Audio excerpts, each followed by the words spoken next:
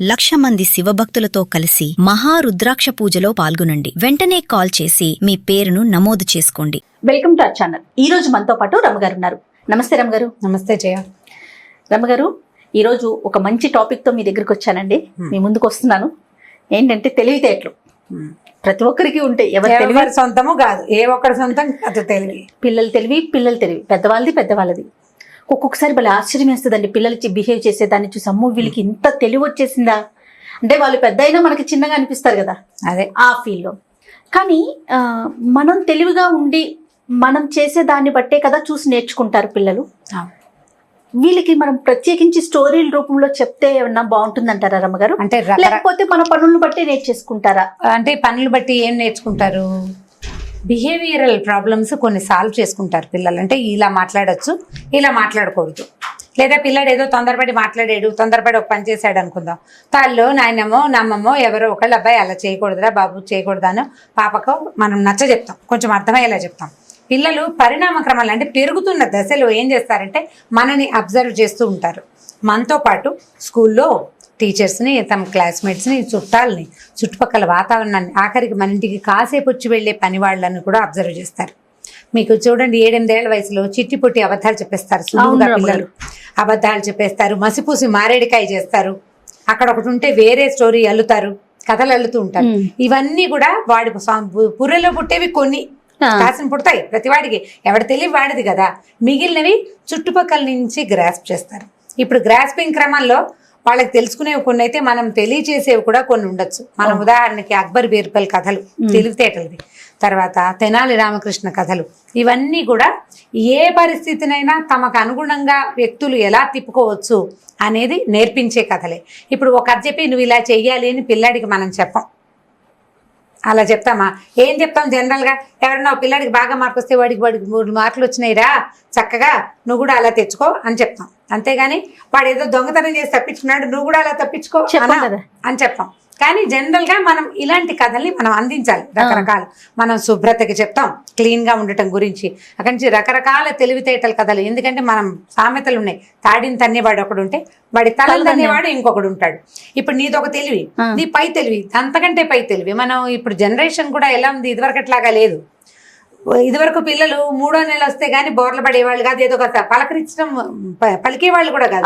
ఇప్పుడు నెల తిరిగేసరికి వాడు తలక ఎత్తి చూసి మనని అనడానికి, పలకరించడానికి, చుట్టుపక్కల ఉన్న వాళ్ళని విడివిడిగా గుర్తుపట్టడానికి కూడా ట్రై చేస్తోంది ఈ జనరేషన్. అవును, వాళ్ళకే తెలుసు, మనం కూడా కొన్ని తెలియజేయచ్చు. చిన్న చిన్న తెలివితేటల కథలు, చాలా చిన్నవి. అక్బర్ బీర్బల్ కథలు, తెనాలి రామకృష్ణ కథలు నెంబర్ 1 అందులో. మంచి కథలు. అయితే ఒక చిన్న స్టోరీ చెప్దాం చూడండి, సరదాగా ఉంటుంది. అబ్జర్వేషన్ లో భాగం అన్నమాట. మనం మామూలుగా ఇప్పుడు ఎవరింటికో వెళ్ళాం భోజనానికి తీసుకెళ్తాం పిల్లల్ని. మన పిల్లలు కంచం చుట్టూతా మెతుకులు పోస్తూ తింటున్నారు అనుకుందాం, ఇంట్లో తింటారు. పిల్లలకి నేర్పిస్తాం, నీట్ గా తినాలి, చక్కగా టైడీగా ఉండాలి, టేబుల్ మేనర్స్ బాగా మాట్లాడాలి, స్పూన్ పళ్ళకి తగిలించుకోకూడదు, ఫోర్కులు స్పూన్లు కింద పడేయకూడదు. ఇవి నేర్పిస్తాం కదా. ఇట్లా నేర్పించేటప్పుడు వాళ్ళు ఎవరైనా భోజనం చక్కగా నీట్గా చేస్తున్నారు, అంకుల్ చూడు ఎంత నీట్గా తింటున్నారు, నువ్వు కూడా ఇలా చేతికి అంటించుకోవద్దు, అవి చెప్తూ ఉంటాం, నేర్పిస్తాం కదా. ఆ నేర్పించే క్రమం ఎలా వస్తుంది? మనం 2-3 సార్లు చెప్పాక పిల్లలు ఈ థింగ్ని అబ్జర్వ్ చేయాలి అని తెలుసుకుంటారు. ప్రతిదీ అబ్జర్వేషనే కదా. అన్ని పనులు, మనం చిన్న చిన్న పనుల దగ్గర నుంచి పెద్ద పనుల వరకు అబ్జర్వేషన్ తోటే. తర్వాత ఏం చేస్తారు వాళ్ళు? దాన్ని ఇంప్రూవైజ్ చేస్తారు. కొన్ని తెలుసుకుని దాన్ని డెవలప్ చేసుకుంటారు, ఇంప్రూవైజ్ చేస్తారు కూడా. ఈ కథ చూద్దాం చూడండి. ఒక ఊళ్ళోనట ఓ బ్రాహ్మణ ఇంట్లో పెద్ద భోజన పంక్తి జరుగుతుంది. వాళ్ళ ఇంట్లో ఏదో పూజ అయింది. పూజ అయితే ఏం చేశారంటే ఆయన ఏంటంటే ఆ గుళ్ళో అర్చకుడు, ఆ ఊళ్ళో ఉన్న దేవాలయంలో అర్చక స్వామి. అయితే ఆయన ఏం చేశారు, ఆ ఊళ్ళో ఉన్న బ్రాహ్మణ్యం అందరినీ భోజనానికి పిలిచారట. భోజనానికి పిలిస్తే వంతులు భారీగా పెట్టారు. ఇది ఎండాకాలం భోజనం. మామూలుగా మనం ఎండాకాలం భోజనాల్లో ఏం చేస్తాము? భోజనాల్లో అరటిపళ్ళు అవి వేస్తాం, ఎండాకాలం అయితే మామిడి పళ్ళు వేస్తాం. మామిడి పళ్ళు భోజనంలో పెడితే గొప్ప కదా, గ్రాండ్గా పెట్టడం. అప్పట్లో ఏమిటి కొనుక్కునే రోజులు కావవి, తోటల్లో పండేవి వచ్చేవి. సరే, బ్రాహ్మణులందరూ చాలా మంది భోజనాలు చేస్తున్నారు. ఒక పంక్తిలో ఓ పేరు శాస్త్రి, అబ్బాయి శాస్త్రి ఇద్దరు పక్క పక్కన కూర్చున్నారు. వీళ్ళిద్దరు ఏంటంటే ఒకళ్ళకంటే ఒకళ్ళు గనులు అనమాట. కబుర్లు గొప్పలు చెప్పుకోవటం.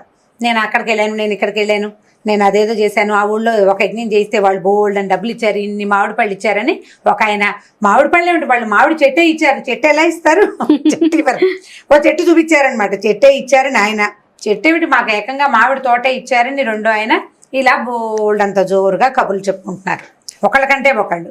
సరే ఈ భోజనాల పంక్తిలో సగపడి భోజనం అయిపోయింది, సాంబారు పులుసులు అవి అయిపోయాక పెరుగు వడ్డిస్తారు కదా, పెరుగు ముందు అందరికీ తలా ఒక మేలు రకపు మామిడి పళ్ళు చక్కగా మంచి రసాలు పెట్టేసరికి వీళ్ళు కబుర్లు చెప్పుకుంటున్నారు.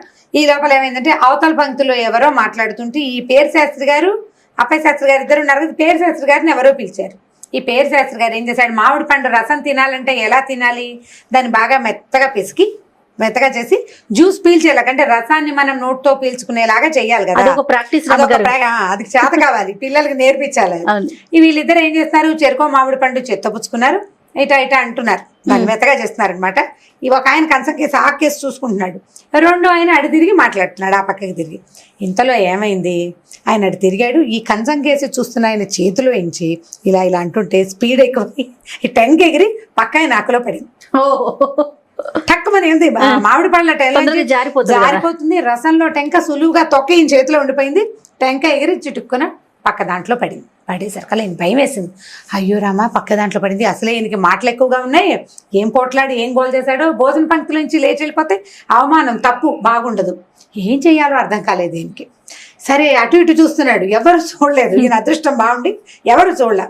ఈ అవతలకి చూస్తూ మాట్లాడుతున్న పేరు శాస్త్రి గారు ఆ మాటలు అయిపోయాక ఆకులోకి చూసుకునేసరికల్లా ఆయనకి తన చేతిలో లూజుగా ఉన్న పండు, ఆ దాంట్లోంచి టెంక కొంచెం బాగా ఎక్కువసేపు పిసుకుతూ మాట్లాడుతున్నాడు, ఇది లూజ్ అయిపోయి టెంక జారుతోంది, ఆల్రెడీ ఓ టెంక ఉంది ఆకులో, పక్క నుంచి పడింది అనమాట. ఈయన ఏమనుకున్నాడు, అరే ఇవాళ రేపు మామిడి పళ్ళు భలేగా ఉన్నాయని, ఏమండోయ్ అప్పయ్య శాస్త్రి గారు చూశారు కలికాలం, మామిడి కాయలో 2 టెంకలు ఉన్నాయండి కమల పిల్లలాగా అని చెప్పేసరికల్లా ఈ పక్క ఆయన అమ్మయ్య తప్పుకున్నాడు రా అనుకున్నాడు, ధైర్యం వచ్చింది, దాని మీద డెవలప్ చేశాడు అనమాట. అయినా ఈ 2 టెంకలు ఆ టెంకను ఒకదాన్ని చీకడం మొదలు పెట్టాడు, రెండో టెంకను కూడా ఆప్యాయంగా చూసుకున్నాడు. ఎంత గుజ్జు ఉందండి, ఇంత పండులో 2 ఇంతంత గుజ్జు ఉన్న టెంకలు ఉండటం ఎంత విచిత్రం, ఈ రోజులు ఇలా ఉన్నాయండి, ఫలానా రాజుగారు నాకు ఒక చెట్టు ఇచ్చారని చెప్పా కదా, ఆ చెట్టుకి ఇలాంటి 100 కాయలు కాసేయండి అని చెప్పాడు. చెప్పగానే పక్క ఆయన వెంటనే ఇంప్రూవైజ్ చేశాడు అన్నమాట. అదేనండి విచిత్రం ఏమిటోను, మీకు 2 టెంకలున్న మామిడి పండు వచ్చిందా, నాకు వచ్చిన మామిడి పండులో టెంకే లేదు, టెంకలేని మామిడి పండు. అసలు ఈ టెంక లేకుండా చెట్లు ఎలా ఉంటాయో మీకు తెలుసా అండి, నాకు ఇచ్చారు చూడండి మామిడి తోట, ఆ తోటలో ఇలాంటి చెట్లే ఉన్నాయి, అస్సలు టెంకలు లేని మామిడి పళ్ళు తెగ్గాస్తున్నాయండి నాకు ఇచ్చిన తోటలో శాస్త్రి గారు, మీరు చూడాల్సిందేనన్నాడు. సరే మీరిద్దరు ప్రామిస్ చేసుకున్నారు, మీ చెట్టు నాకు చూపించండి, మీ తోటను నాకు చూపించండి అని. భోజనాలు అయిపోయినాయి, ఎవరిళ్ళకి వాళ్ళు కామ్గా వెళ్ళిపోయారు. అబ్జర్వ్ చేస్తున్నటువంటి ఆ శాస్త్రులు ఎవరి అయితే ఈ భోజనాలు పెడుతున్నారో వాళ్ళు రాసుకున్నారనమాట, అతనికంటే గనుడు ఆ చంటి మల్లన్న, ఒకడికంటే ఒకడు గనుడు, ఒకడేమో తన ఇది ఎక్కడి నుంచి వచ్చింది అనే ఆలోచన లేకుండా తన దగ్గరికి వచ్చిందని అద్భుతంగా చెప్పేవాడు ఒకడు, తను చేసిన పొరపాటుని అవతల వాడి తెలివి తక్కువ తనతోటి కవర్ చేసుకునేవాడు రెండో వాడు. తెలివితేటలు బాగున్నాయి కదా, ఒకళ్ళని మించి ఒకళ్ళు. ఇప్పుడు ఏంటంటే మనం ఏదైనా ఒక సందర్భంలో ఇరుక్కుంటే ఆటే అబద్ధాలు ఆడకుండా తేలిగ్గా తప్పుకునే విధానం ఏదైనా ఉంటే దాన్ని పట్టుకుని బయటకు వచ్చేయాలి. అబద్ధాలు ఆడేసి గొడవ చేసేసి కాకుండా అవతల వాళ్ళు ఏదో పొరపాటు ఇదని అనుకున్నారనుకో, వాళ్ళని అలాగే ఉంటే సరిపోతుంది కదా, అలాగే అనుకోనిస్తే ఒక దెబ్బకి సరిపోతుంది. తెలివిగా ఈయన చక్కగా తప్పించేస్తున్నాడు. లేకపోతే ఒకళ్ళ ఎంగిలి విస్తర్లోంచి రెండో వాళ్ళ విస్తర్లోకి ఏదైనా పడితే ఎంత అవమానకరమైన సంఘటన అది పంక్తి భోజనాల్లో చాలా అవమానంగా ఉంటుంది. వీళ్ళు ఏదైనా మాట్లాడితే గోలైపోయి ఆ భోజనం వరుస అంతా పాడైపోతుంది, పరువు పోయేది. అది అవ్వకుండా ఇంత సింపుల్ గా చేసేసారు. ఈ తెలివితేటల కథలు చాలా చెప్తామా మనం, వివేకం అమ్మబడును అలాంటి కథలు చాలా విన్నాం. అలాంటి వాటిలో ఈ చిట్టి కథ బాగుందండి, పిల్లలకి చాలా ఫన్నీగా ఉంటుంది, ప్లస్ ఆలోచించే విధంగా కూడా ఉంది కదా, ఆలోచింప చేస్తుంది కథ. అదే ఇప్పుడు నేను బ్రాహ్మల పేరు చెప్పానని మీరు అన్నేదా భావించద్దు. ఈ కథ రాసిన వారు ఏం రాశారో నేను అదే చెప్పాను. తప్పకుండా బ్రాహ్మలే తినాలా మామిడి పండు అని మీరు అడిగితే నా దగ్గర సమాధానం లేదు. నేను అది చదివాను, చదివిన కథ యథాతథంగానే చెప్తున్నాను.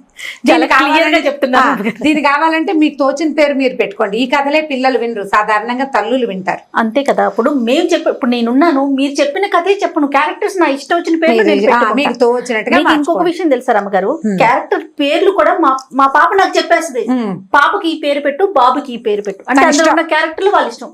ఇట్లాగే పిల్లలందరూ కూడా అంతేనండి, చెప్పే విధానం మనం మార్చుకోవాలి. అంటే ఇప్పుడు తల్లులు కూడా అలాగే అనుకుని రమ్మగారు బ్రాహ్మణ పేర్లు చెప్తున్నారు అదే అంటున్నాను, దానికి ఏం చెప్తున్నాను. రైటర్ రాసిన దాని ప్రకారం ఒక కథకుడు రాసేది కథ బాగుంది కదా, సరదాగా తెలివిగా ఉంది, పిల్లలకి చెప్పడానికి కథని కథలాగా మాత్రమే చూడండి చాలు. అదే right. Thank you so much రమ్మగారు. ఇంకొక స్టోరీతో మళ్ళీ కలుద్దాం. తప్పండి.